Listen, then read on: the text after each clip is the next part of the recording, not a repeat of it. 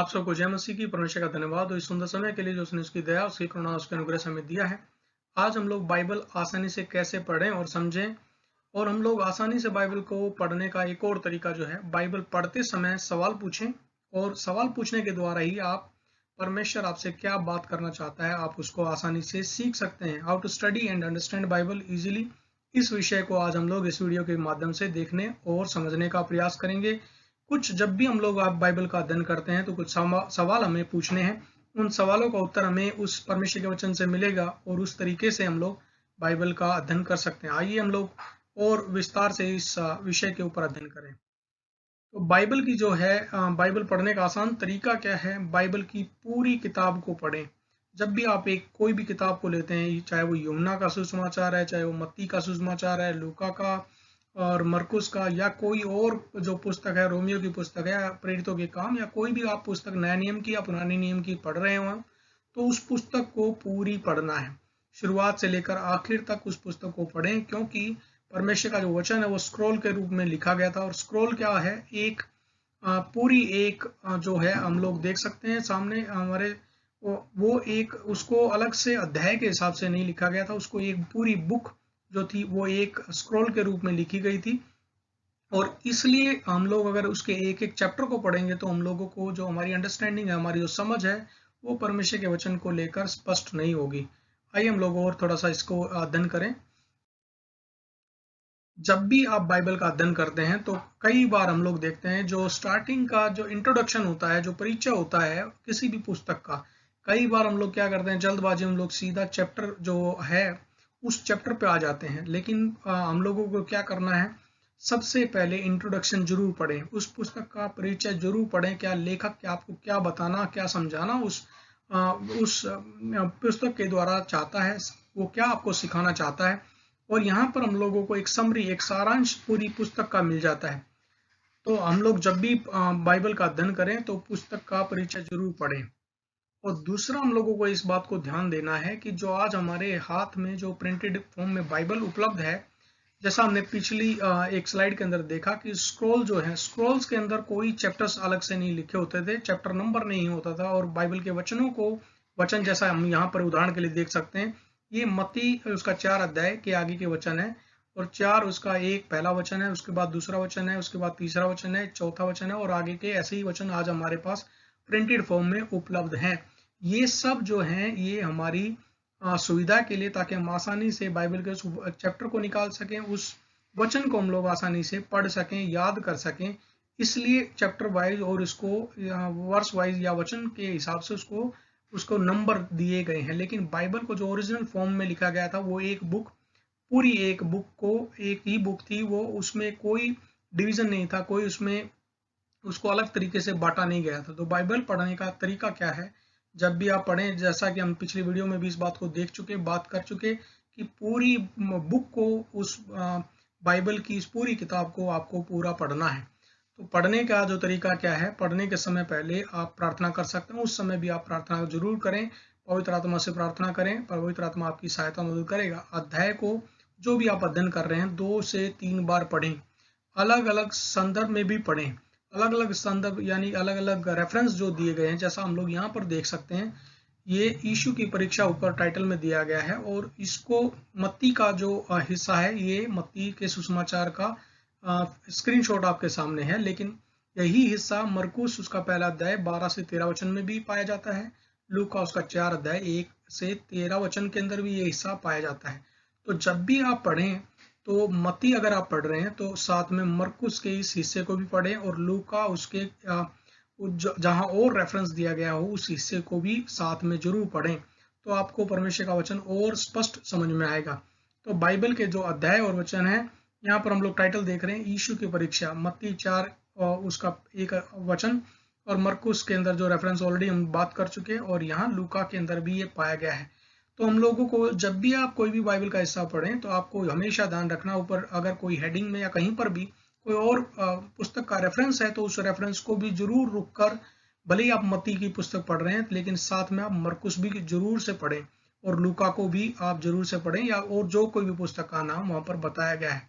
अगर कोई सुसमाचार के अंदर हम देखते हैं कि कुछ जो दृष्टांत हैं वो चारों सुसमाचार में पाए जाते हैं, कुछ 2 या 3 में पाए जाते हैं, कुछ ऐसे भी दृष्टांत हैं जो सिर्फ 1 या 2 सुसमाचार के अंदर ही पाए जाते हैं। तो उनको भी आप जरूर से रेफर करें, उनको भी साथ में जरूर से पढ़ें। तो कई बार ऐसा होता है जो मत्ती के सुसमाचार के अंदर जो दृष्टांत बहुत संक्षिप्त में लिखा गया है, बहुत छोटा करके लिखा गया है, लेकिन लूका के सुसमाचार में उसको विस्तार से समझाया गया है या विस्तार से उसका वर्णन किया गया है। तो जब आप मत्ती को पढ़ेंगे, मत्ती के उस अध्याय के अंदर उस दृष्टांत को पढ़ेंगे, तो आपको जो अंडरस्टैंडिंग है वो इतनी क्लियर नहीं होगी। लेकिन अगर आप लूका को भी साथ में पढ़ लेंगे तो आपको वो एक क्लियर एकदम पिक्चर, आपको उसकी उस दृष्टांत का अर्थ सही तरीके से समझ में आएगा। तो बाइबल को अध्याय और जो वचनों के अंदर हमारी सुविधा के लिए आज बांटा गया है। इस बात को हमेशा याद रखें। अध्याय उसका 47 से 49 एक और वचन। तो एक और उदाहरण हम लोग यहाँ पर देखते हैं। यहाँ पर दूसरा उदाहरण जो है वो घर बनाने वाले 2 मनुष्य हैं, एक बुद्धिमान है और एक मूर्ख है। तो जैसा हमने शुरुआत में बात की कि हम लोग कुछ सवाल पूछेंगे और सवाल पूछ के उनका उत्तर ढूंढेंगे, और उत्तर ढूंढने से हम लोग क्या करेंगे, सवालों का उत्तर जानने के बाद हम लोग, ये एक तरीका है जिसको आज हम लोग इस अध्याय के अंदर इसको प्रैक्टिस करने वाले हैं, जहां पर आपको पता है कि घर बनाने वाले 2 मनुष्य हैं, बुद्धिमान और मूर्ख। और ये जो रेफरेंस है वो मत्ती के सुसमाचार में, लूका के अंदर है, लेकिन बाकी 2 सुसमाचार में ये रेफरेंस नहीं मिलता। यहाँ पर भी आप हेडिंग में देख सकते हैं, लूका का रेफरेंस यहाँ पर है और मत्ती का ये पहले से स्क्रीनशॉट आपके सामने बताया गया है। तो ये कुछ वचन है जो 7 अध्याय के 24 से आगे के वचन है, वहां पर हम लोग ये पूरे दृष्टांत को देखते हैं, पाते हैं।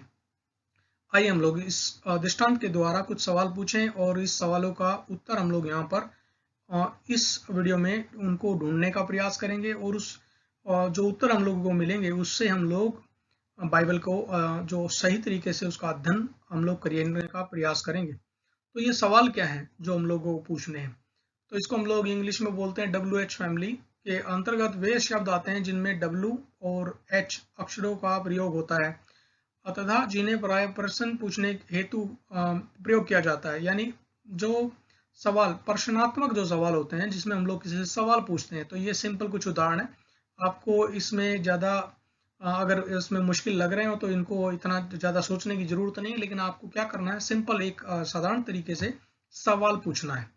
क्या हुआ, क्यों हुआ, कब, कौन से समय हुआ, कहाँ कोई जा रहा है, जहाँ, कैसे, कौन बात कर रहा है, किससे बात कर रहा है, किसे बात कर रहा है, किसको वहां पर बताया गया है।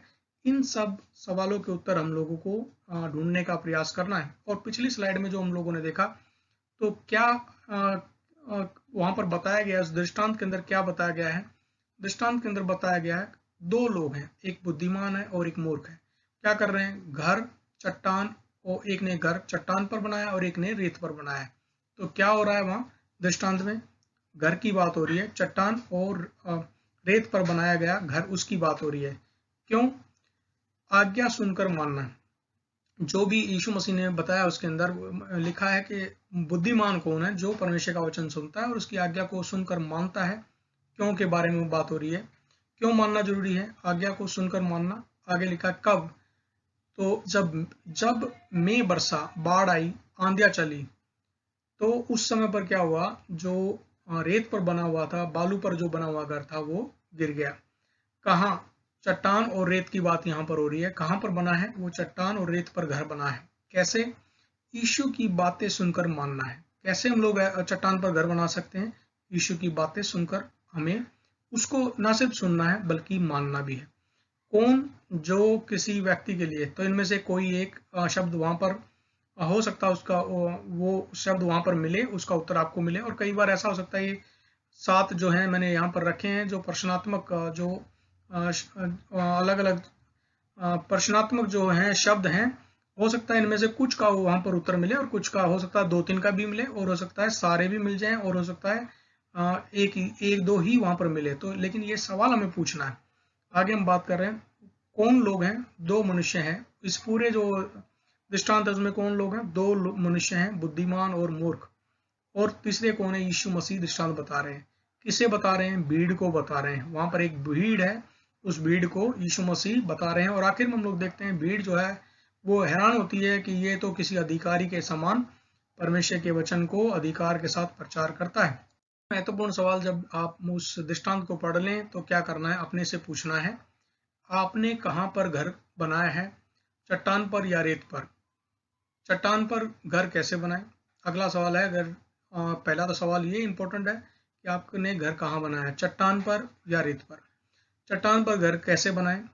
परमेश्वर का वचन पढ़ें और प्रार्थना करें, परमेश्वर की आज्ञा का पालन करें। अब ये चट्टान कौन है? चट्टान यीशु मसीह है, हम सब जानते हैं।